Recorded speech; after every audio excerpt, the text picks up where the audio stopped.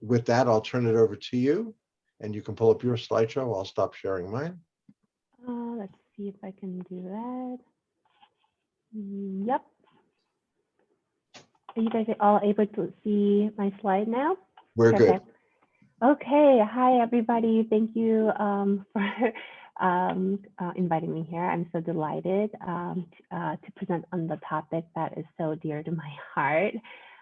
Asian American mental health has been a passion of mine since starting my psychiatry journey a little over a decade ago. And being able to talk about this with you today is a great honor. And I think this topic is ever more so important lately, especially given what's been going on with the anti-Asian racism events. And I'm so grateful that Dr. Kurtz has given me this opportunity to share my experience in working with Asian American families. Let's see, there you go, it's working. So just a little bit about myself. I'm a board certified child and adolescent psychiatrist. And I did my training in New York City, so I miss my New York City very, very much, but I now live in rural Pacific Northwest. After delving into many different things, including community mental health and residential treatment and other things, I currently have telepsychiatry private practice for patients in many different states, including New York and California. And my practice focuses on families of diverse backgrounds, including Asian American families. I also listed that I am faculty at MGH Center for Cross-Cultural Student Emotional Wellness because the center, I'm going to talk a little bit about the center at the end because it really is the avenue that I use to work with Asian American families. And I was the leading volunteer psychiatrist at Hope Clinic, which is in DC, Maryland, Virginia area. It was a free clinic for Korean Americans. And I'm going to draw some of my experience from there to talk about today's cases as well. So the goal and objective, today, first and foremost, I wanted to raise awareness about mental health treatment needs of Asian American youth and families. I always say families because, when you're treating children, you're treating the family. But also I will go over the common challenges and obstacles in providing culturally competent care for Asian American families. And I will give you a case that I've worked on in the context of above challenges. And then at the end, I want to talk about what we can do and give you some resources that might be helpful. So just for some background, I'm going to touch on the demographics of Asian Americans.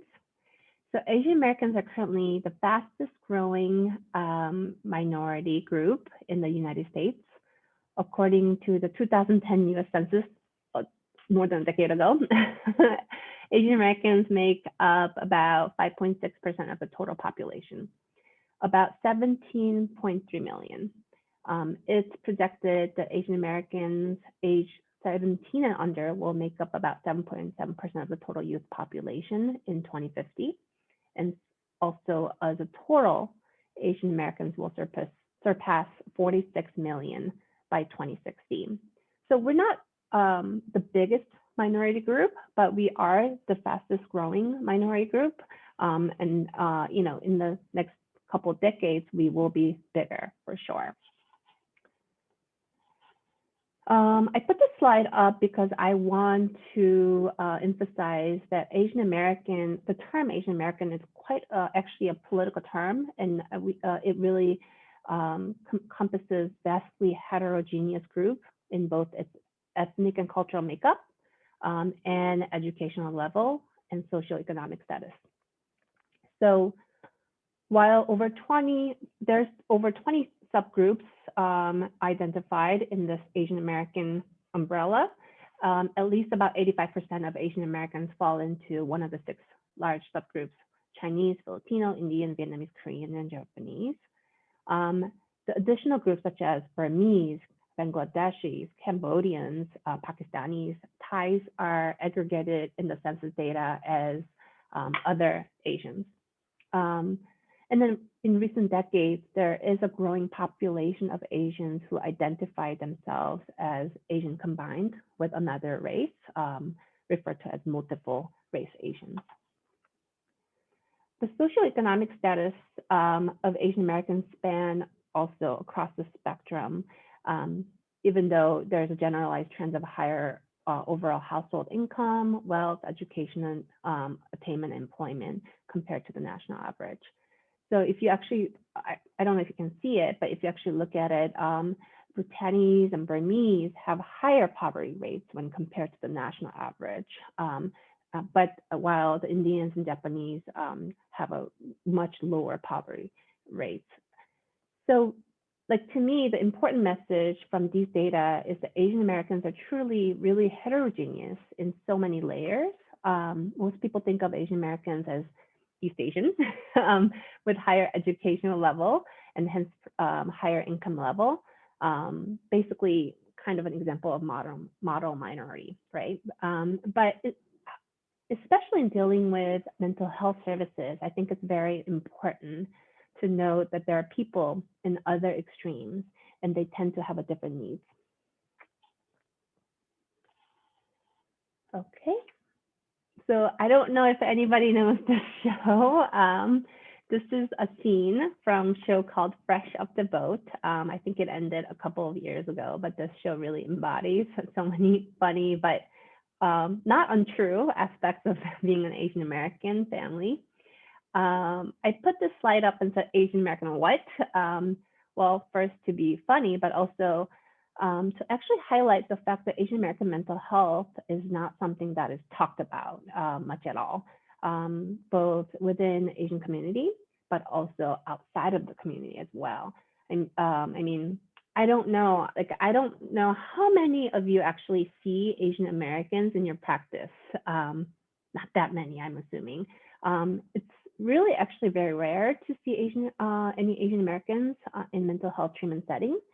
And so does this mean that Asian Americans don't have mental health difficulties and that we're just kind of genetically empowered that way? The short answer is no, but let's talk about some data. So despite what many people might think, Asian Americans actually have very high rates of depression, social anxiety, and suicidal thoughts and suicidal attempts. And I'm strictly talking about Asian Americans in America. So for example, among females, young females aged 15 to 24, Asian Americans actually have the highest rates of suicidal attempt and suicidal death. It's about 14.1% compared to other racial ethnic groups. The next high group is the Caucasians, and it's about 9.3. So that there is quite a difference. So then is it just girls? Asian American males are not the first in their ranking, but they actually have the second highest rate of suicidal death among the same age range for men compared to other racial ethnic group males, only to be second by, after the Caucasian males. So with this very high rate of suicidal attempts, Asian Americans also have high rates of actually complete suicides. Young Asian American women have the highest suicidal death rate than other racial groups. In fact, suicide is the 5th leading cause of death among Asian Americans overall, compared to the 9th leading cause of death for white Americans. These are extraordinarily powerful statistics. I remember when I previewed your slides, just being crushed looking at this. Yes, because nobody talks about it. We don't really, and the data is there and in many different websites, but we don't really pay attention. So this is very shocking in a way to see the data because we don't really talk about it at all, right? The mental health in Asian Americans, we don't talk about it. But to me, this slide is even worse. So actually, this slide is actually one of the most important slides for me here. So Asian American youth are the least likely to utilize mental health services. So that's why we don't see them in our treatment center, even though they have this high actual suicide death rate, attempt rate. So this makes sense that even though they may suffer greatly from mental health issues, but because they don't come in for the treatment, yes, they tend to end up with high rates of suicide and death. Asian Americans also overall tend to have a very delayed treatment. So for example, it is known that for schizophrenic patients, it takes about 1 to 1.5 years from onset of psychotic symptoms to actual diagnosis. For Asian American patients that do get diagnosed with schizophrenia, because they're contained within the family and community, and then they don't reach mental health systems for a long time, it's actually 3 years after the initial onset of psychotic symptoms on average to get diagnosed.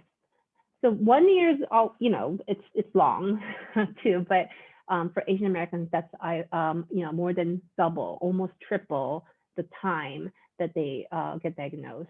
So a really prolonged delayed treatment.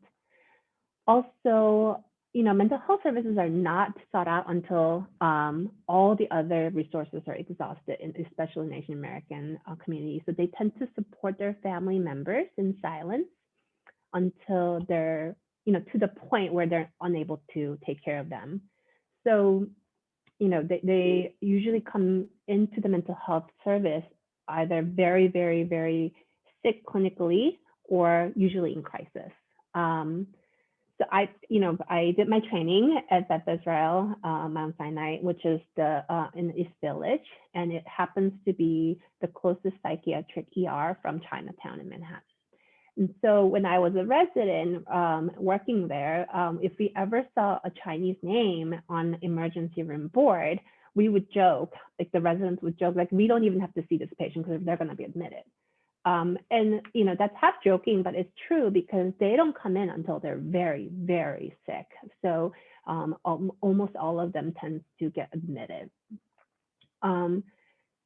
It's because they've been sick for years, but the families only will seek out treatment when they just could no longer take care of it. So for example, I remember treating an inpatient, treating 2 Chinese siblings in their 60s with quite severe paranoia.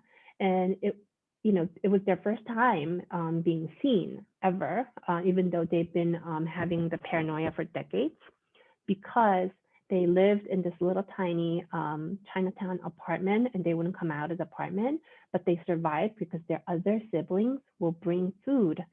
For three meals a day, they would bring food and put it at the door, and they would take them in. So, and it was quite shocking because the other siblings that that were there were professionals, and they grew up in America. But even then, they were kept separately, silently, without treatment. So another the point here I want to emphasize is that the Asian Americans, even when they finally come into the service, they also tend to have a very high treatment non-compliance, both therapy and medication, and also high attrition rates. So overall, a really difficult population in terms of mental health care. So why are there so many hurdles in getting the Asian Americans to take their mental health seriously and also in seeking the appropriate help? So I've listed some here. I kind of try to delineate. The blue circles are more of a community individual level of barriers, and the purple ones, pinkish purple ones, are the ones that are more systemic issue. I want to focus a little bit more on the individual barriers for today. So the number one thing, the largest barrier that I find is the stigma. And it really impacts every stage of treatment. From the low rates of mental health utilization that we just talked about to high rates of medication non-adherence and treatment attrition. because mental health is deeply associated with shame, fear, and embarrassment in Asian countries. And these sentiments really persist when immigrants come to the United States. So, denying the illness really results in treatment avoidance, it really perpetuates isolation, hopelessness, and helplessness in not just in patients, but their families. And in a way, also, anxiety and depression are not viewed as medical conditions, but they're viewed as character flaws or weaknesses. And it requires not treatment, it requires self-discipline and self-training to be able to overcome these character flaws. And then chronic conditions such as like autism and schizophrenia are often really hidden within the family. And I can tell you that, I grew up in Korea, and so I can, tell you only about Korea, but back home, my parents still live there, things have gotten much better, but the stigma is so high. So if a family actually has a kid with autism, a lot of times they can't even sell their house or apartment because they think of that house as kind of cursed. So other families will not want to live in that house. I mean, that's just like beyond and above and beyond stigma. So when you come from that kind of culture, you want to hide these things. And so they don't, if they do seek out help, they feel like they're at a risk of losing faith, but also experiencing like real, true, significant discrimination within their community. And so another reason not to talk about it. So Yang, just so our audience can get a sense of proportion and scale, that anecdote that you just shared, would you say that that is a common or an uncommon sensibility in that culture at that time? I think it goes on still, unfortunately. I think that nowadays there's some education and some push to kind of normalize disability, autistic children, but there is a big push against it too. Like for example, the kids of autistic children, the parents of autistic children, this was like maybe 3, 4, 5 years ago, where they had to do a hunger protest for weeks because the school system will not allow the kids in. Because what you said is so profound, and you've said it before, but for people like me, it's the first time I'm hearing that level, that type of association with the family. It reminds me of the early days of AIDS here, that the whole family was considered cursed and off limits. God forbid they should experience that. So I just wanted to sort of appreciate the power of that. Again, you've said it before, so you're not shocked by it. But I think I speak for a good number of people that gives us a window into how the stigma can prevent people from accessing. Yeah, I mean, I think if you're, it's also about like marriage. Like if your sibling has autism or schizophrenia,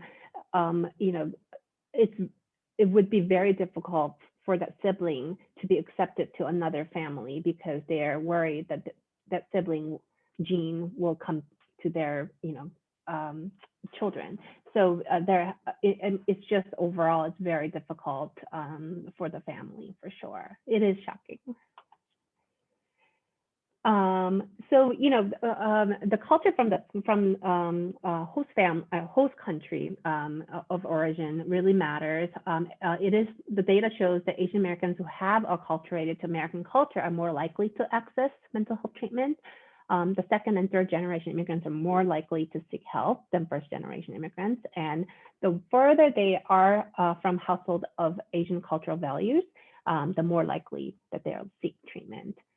And then the second one out of this slide is the poor mental health literacy, which is a challenge. It's not uncommon for Asian patients to present with somatic symptoms instead of feeling sad or feeling anxious. Those words are not in their radar. And a lot of them will go through a series of medical evaluation only to be diagnosed with psychiatric illness. So mental health care is really perceived as only for really, really, really sick, seriously ill. And so the threshold to access to mental health care is very high. For kids, parents may only seek psychiatric care when the child really exhibits significant decline in functioning. So like a drastic drop in their academic performance. Even then, parents, clinically for me, parents will bring them in and say like, my kid's just lazy. And I have to redo the education on, well, I don't think it's the laziness. So this delay translates into really higher acuity and urgency in the child's illness, and families seeking care only during crisis and through emergency services. I also want to touch that there is really scarcity of resources for these families. There's really shortage of bilingual and bicultural mental health care providers, including child psychiatrists, short therapists. So it really is very difficult for these families as well. So this slide I'm going to go over very briefly because I did touch a lot, but there is definitely quite subtle but pertinent differences in clinical presentation of depression and anxiety in Asian Americans. So I mentioned a little bit, but Asians' experience of depression integrates body and mind. And it really, a lot of them really present with somatic symptoms instead of affective symptoms. So instead of chief complaint of sadness, patients and families will come into the doctor saying, I have, they complain of headache, backaches, stomach aches, insomnia, fatigue. Also, like young Asian kids, adolescents have a hard time expressing their feelings, and they may hide their emotional struggles. So like the first sign of depression may be that they're falling behind academically, but also falling asleep in class, late to schools. They often talk about focus is not being the problem, and they do get more withdrawn and introverted a lot of times. And then the flip side, I want to note that first generation immigrants arriving to the United States at an older age, so they have a little bit more difficulty in acculturation. And experiencing parent-child conflict, which is also common in immigrant families, were at a more risk of suicide for sure. And then anxiety, I put anxiety here because, from the data, depression is something that I don't necessarily know why, but a lot of data will say Asian Americans have lower rates of depression. It may be that they're just not talking about depression, but anxiety is actually the one that has higher rate in Asian Americans. So, compared to non-Asian Americans, Asian American children will meet criteria for adjustment disorder, a higher level of social anxiety. Very, very specifically, social anxiety is very much higher in Asian Americans, and they score in the clinical range more frequently than ethnic groups. I also see that clinically, Asian American parents and children feel much more comfortable talking about expressing their anxiety than feeling sad or depressed. And I think anxiety seems to be less stigmatizing in a way, and that's why they can talk about it a little bit more.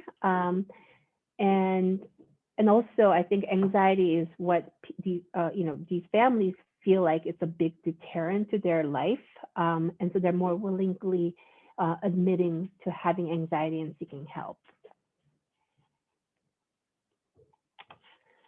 So I want to talk a little bit about my experience at Hope Clinic because this is where I kind of, you know, built my building blocks of how to help Asian American families.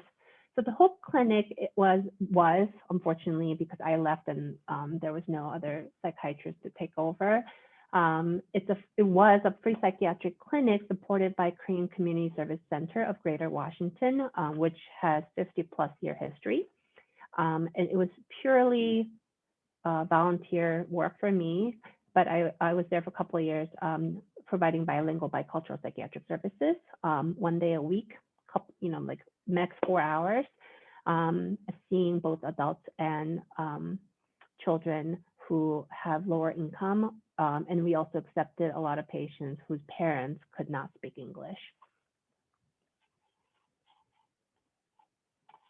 So this slide is very hard to see, but this is the data of one of the years that I was there, and this is for adult patients. But I wanted to highlight that the duration of illness for most patients was 2.1 years. So we talked a little bit about the delayed treatment. What was really interesting is that almost all of them were dependent on family for financial support, and they were all unemployed, but they lived with their family. And almost half of them, or a little more than half of them, had sought out psychiatric services before coming into Hope Clinic, but they didn't stick. So also really consistent with high attrition rates.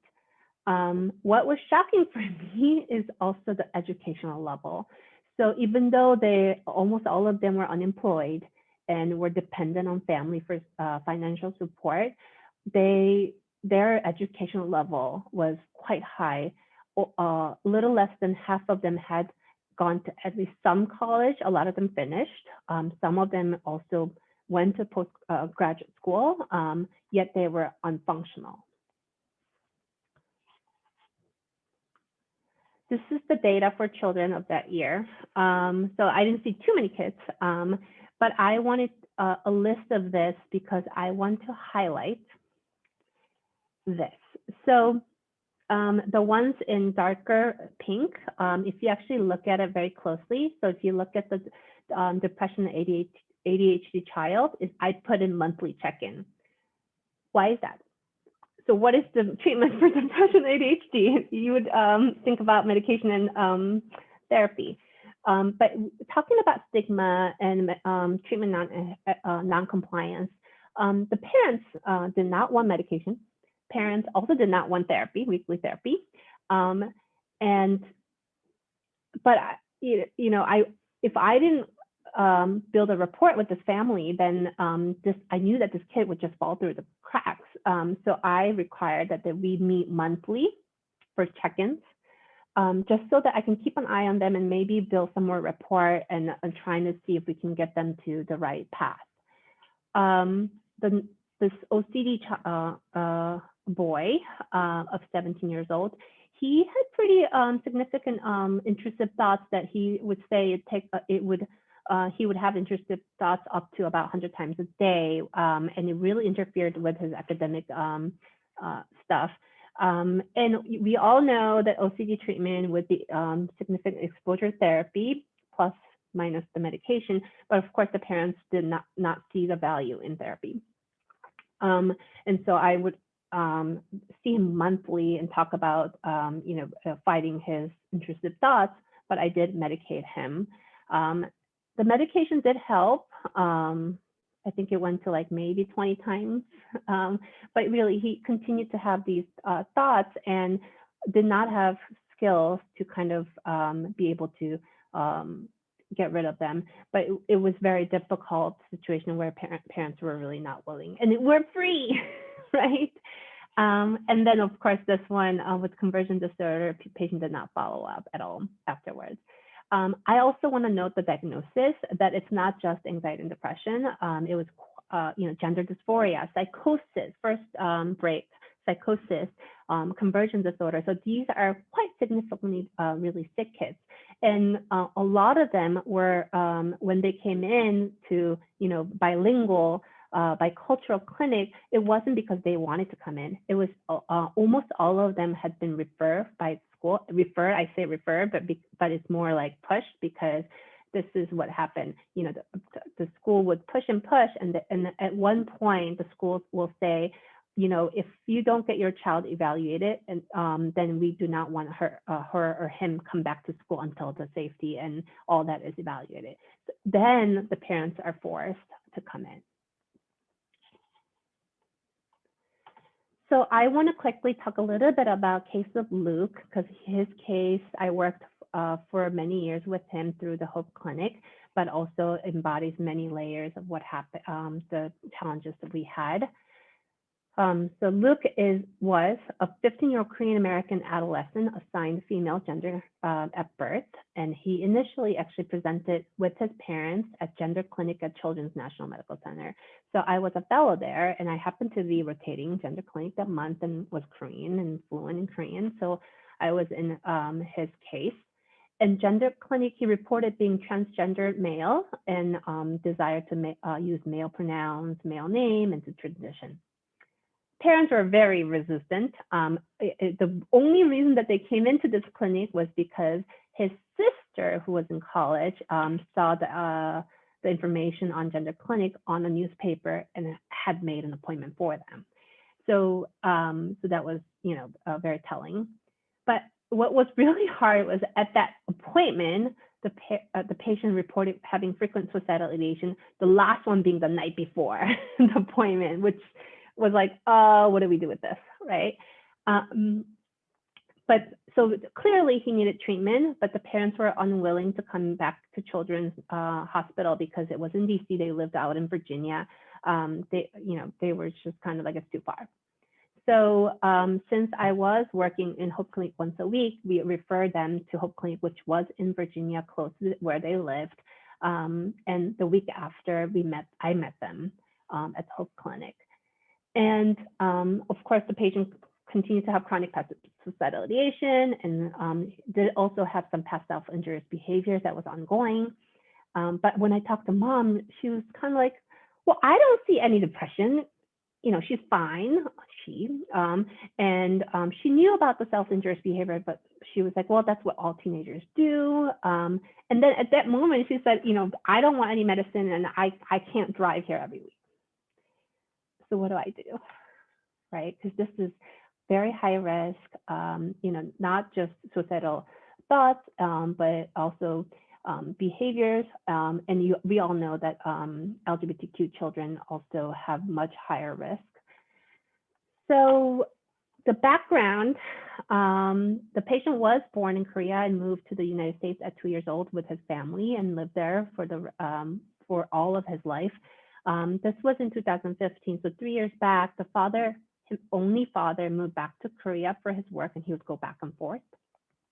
And the older sister, of course, the model child, was attending a really prestigious Ivy League school away from home. And so the patient was only living with his mother at the time in high school and attending high school. And so multiple layers of difficulties for this family. Well, number one, not only do they have stigma for mental health, LGBTQ is also is not an talked about issue, and this child was quite wanting to be transitioned fast. And even apart from that, you could see that because they're living together, there was a conflict between mother and the child. And there were multiple reasons, but mother, who also had her own history of trauma, was under a kind of particularly high stressful situation because her husband really bared like the backbone of the family, and he had gone away, and so that this mother was kind of brittle to start with, but also generation gap and language gap was high. And the language gap is very interesting because I am fluent in Korean, but I do speak to the child in English because that was the preferred language for him. But when when I had them in both in the same room, and mom was like, oh, you know, she really knows, she talks in Korean, she's fluent in Korean. And when I had them in the same room, mom would start talking, and it was very clear that mom wasn't talking with the child. She was talking at him. And within the child, I could see him saying, and like everything just going, you know, above his head and glassy eyed, but he's just nodding. But mom did not catch that at all. And that's very, very common in kind of a first generation, second generation children sometimes, that communication isn't really 100%, but there is a miscommunication. So long story short, I did end up doing a lot of psychoeducation with mother. I did the first appointment. I did put my foot down and said, you know, that your child is at a high risk. If you don't want medication, then you have to bring the child every week. So I started seeing the family every week. I say family because I would spend time with the patient himself, but I spent significant time with the mom to build rapport. I asked about what her thoughts are about what's going on. I did not disagree. I disagreed on some of the things, but I did not let out my opinion until she was done talking. And it was quite a supportive session with her as well, but that really worked. So she was able to consent to antidepressant for this child after a couple of weeks. And after working 2 years with them, not only did he socially transition at school, he became very active in his school GSA. And with parents' consent, he started hormone therapy in junior year of high school because parents really wanted him transitioned completely before college. And this, I was shocked. They actually took him back to Korea to reintroduce him as a boy to all of their extended family. I have not heard of that happening before, that they actually took the initiative. And they were in the process of applying for a green card, and they deliberately changed his gender on their application. So this was a very tough case. Not to say that they don't have any problems now, but you know, you can see the resistance to medication, resistance to therapy. There's really lack of psychoeducation on what we do, what is needed for their children. And then, of course, the fear, stigma of mental illness that is so high. The one thing that I did not touch on is most Asian American families are very unwilling to involve school in their treatment. They will flat out deny my ask for consent to talk to the school a lot of times, but only because of the fear that their child is going to get discriminated in the school system because of the mental health difficulties. So I have to do a re-education about how it is different in American system, because it is true in their home countries that can happen. So there's a lot of hand-holding, but also just giving them a sense of agency and helping them to feel like they can actually help their child. I think that's the most important thing. So yes, to take home message, so listening and understanding is key. I think I always say that I only want to take, I don't want my practice to be 100% Asian American, because then I would really burn out. And I think it's true, because you do have to put in a little bit extra effort working with these families, but there is definitely a little bit difference in dynamics, you know, and checking your own emotional reactions to their resistance, I think is the most important thing for these families. So this is one of my last slides. I would be doing disservice to you and Asian Americans today if I didn't touch on anti-Asian racism sentiment that's happening in the context of COVID-19 in the past year. And this has been a very hard year for all of us. but also as a clinician and a clinician that works with Asian Americans. This is a very quite hard year. So we all know what's been happening, but I think these events have really shook a lot of the Asian Americans to the core. And I see this a lot in my therapy sessions with patients, because now we're thinking a lot about our own identity and our own place in the United States. And for young Asian American young adults and students, I think it's not just about physical fear and anger and sadness. The layer behind it is that, well, aren't we American, right? And there's kind of sense of being lost, because yes, the first generation might have come from a foreign country, but most of us are actually born here, or this is the only country that we know. And we feel like it's not, we're not accepted as part of the country. So then where do we belong? So all of that, I think, is very difficult. Even before this talk, I was talking to Dr. Kurtz, that a lot of even my colleagues or the clients who have grown up here, these events, the anti-Asian racism events that are popping up in news are very triggering. And I have people talk about like their experience in kindergarten and pre-K, that they thought, acts of racism that they encounter at that age, they thought that they either gotten over it, it was no big deal, oh, I forgot about it, they're all coming up. And so, having all of these feelings, I think, has been really quite difficult. I do see that the little silver lining is that a lot of the Asian Americans who don't really talk about mental health have started to talk about mental health, and they have started to seek help. So that is the kind of silver lining. But it's very telling of where what direction we have to go, thinking about our own identity, cultural identity in place, and how do we stand for ourselves. So this has been a new, well, not new, but renewed sense of urgency for Asian American community, for sure.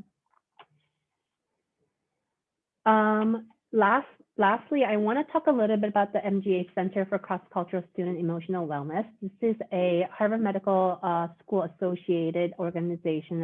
It's purely nonprofit, founded by 2 Chinese American psychiatrists within Harvard system. And they do a lot of education and prevention for mental health for both Asian Americans and Asian international students that are in America. And they also do have very rare in America to have a research, psychology research on Asian Americans, but there are multiples going on within the center. And I put these sheets. So these are fact sheets, what we call fact sheets, and we have psychologists and psychiatrists work on them. And these are basically mental health fact sheets for Asian Americans. So now we have depression, anxiety, alcohol disorder, use disorder, COVID-19 and COVID-19 racism. So these are evidence-based information that we put on as an infographic, and then they get translated into multiple different languages, Korean, Japanese, Chinese, Vietnamese so far, and they're for free to be downloaded, so that you can, for communities, your patients, first generation parents, and so these are available. We do also do a lot of talks on Asian American mental health, but also just in and around talk about mental health and what's going on, and they're all free. All the faculty that is associated with the center are voluntary. We don't get paid, but this is our passion. And so I would love to have you utilize them, because this is very good source of resources.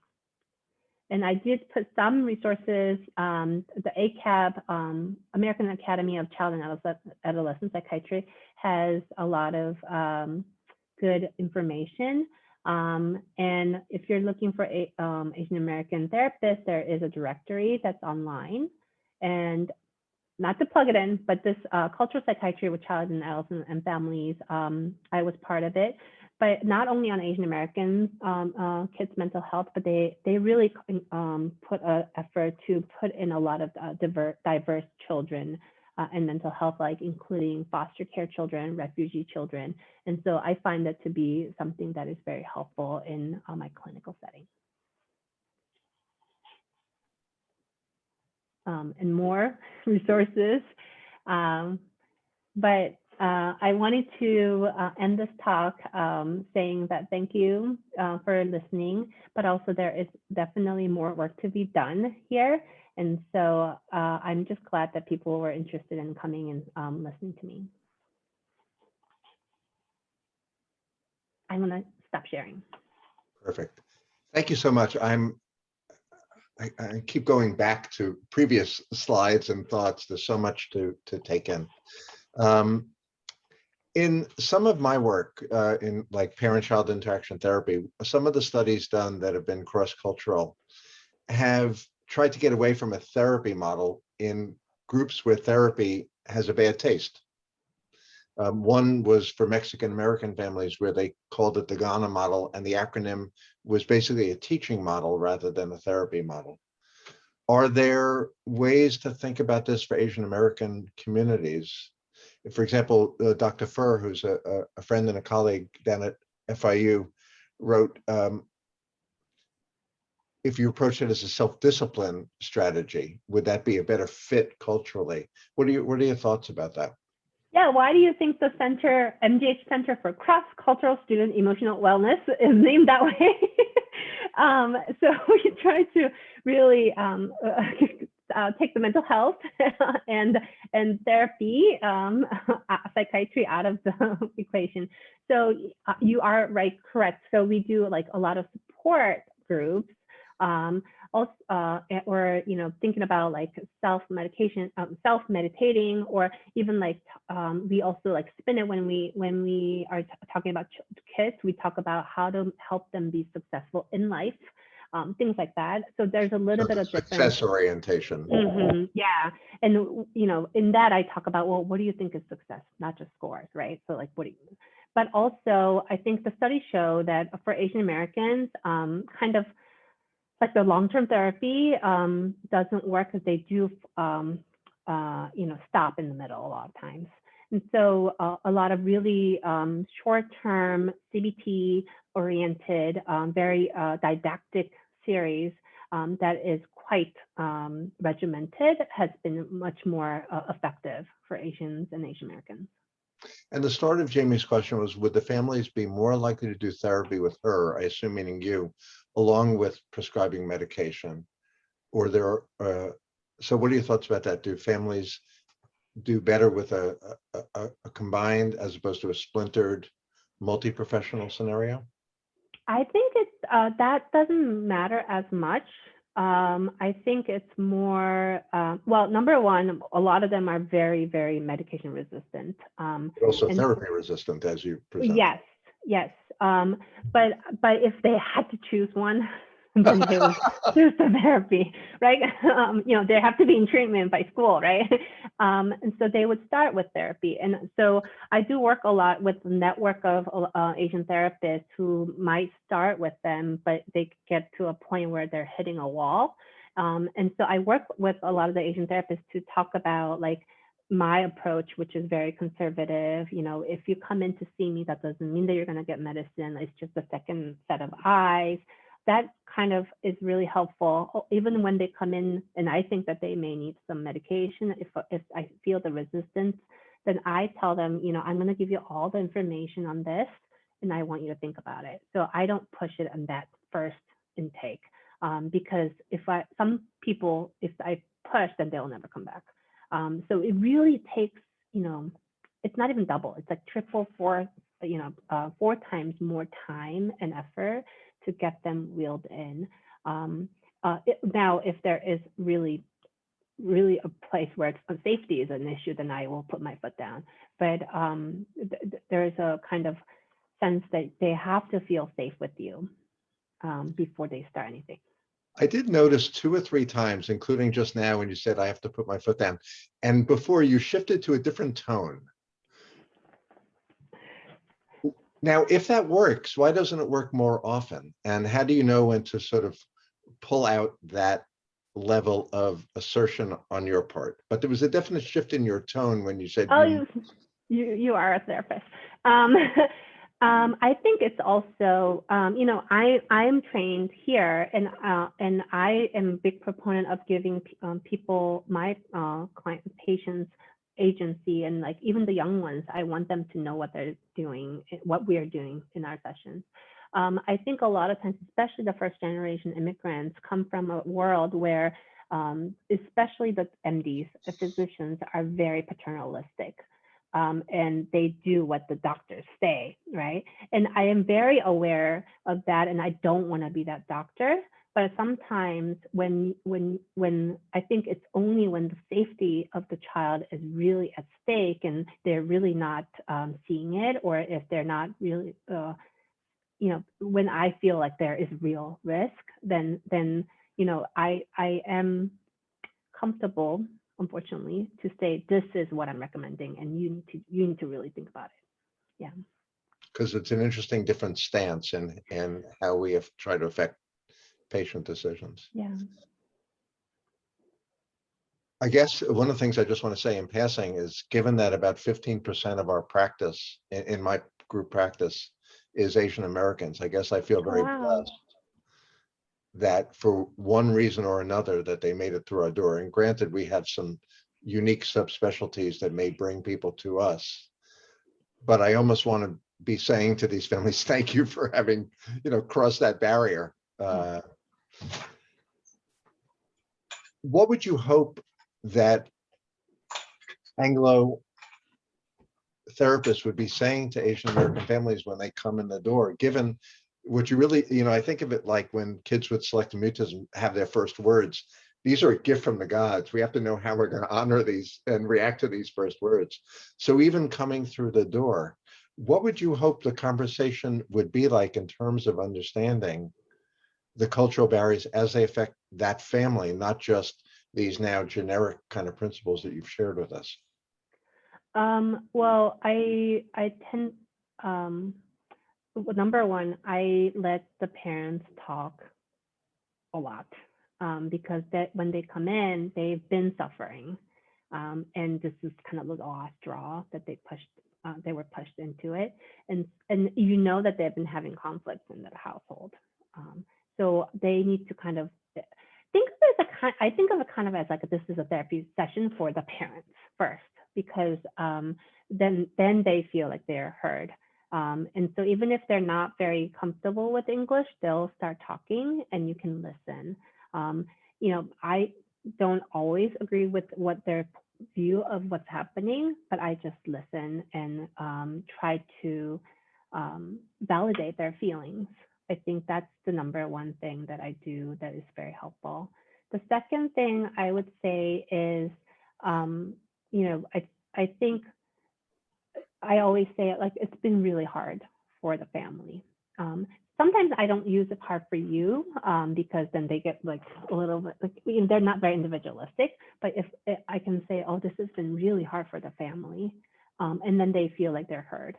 And so then they're able to build that rapport. And initially, beginning of my career, I thought that was really hard because I always see through child's point of view sometimes. But I realized if I do that and I don't have a rapport with family, they're not going to bring them back. So that's not good for the child. So yeah. I think you're echoing one of our axioms, which is the goal of the first session is to get them to come back for the second session. Yep. And your willingness to build that rapport and trusting the process is very important.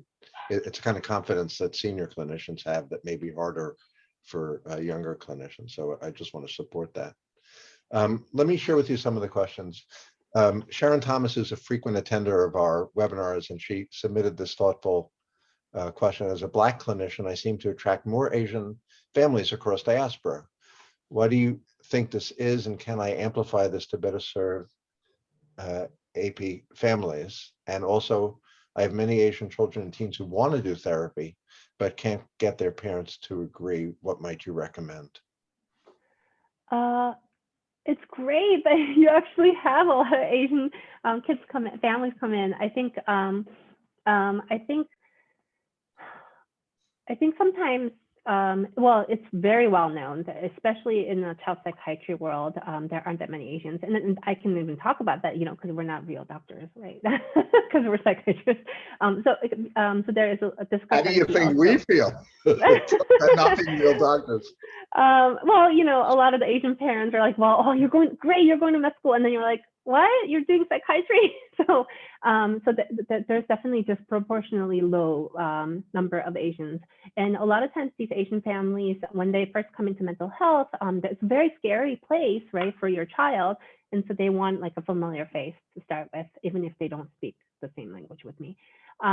So I think it may be that Sharon has much more kind of gentle ways, but also they might feel a little bit better having a BIPOC provider, and that's probably what it is.